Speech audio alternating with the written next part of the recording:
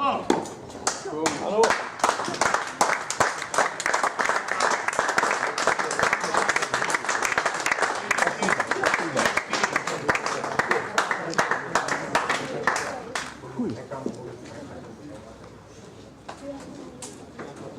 to trošku komplikovať, ne? Bol som od začiatku veľmi nervózny, nevedel som sa dostať do tempa, robil som veľa ľahkých chýb a hlavne som sa veľmi zle hýbal z začiatku, ale postupom zápasu sa to zlepšovalo, predsa nevyužil svoje šance, mal nejaké breakbaly.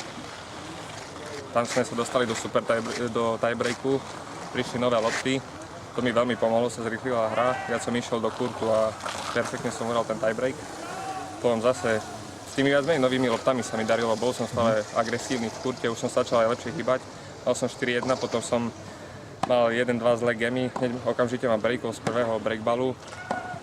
A zase mi Parlo potom daroval, keď servoval a to aj nakoniec rozhodlo. Viac menej by som povedal, že sám si to v druhom sete prehral, lebo viac menej už som len nahadzoval lopty a sám sa povystrelal. Ako sa ti hralo v týchto podmienkach? Dnes je opäť veľmi teplo. Je teplo, tak ale to je tenis. To už si my nevyberieme a musíme hrať v podmienkach, aké sú a nebolo to až také strašné.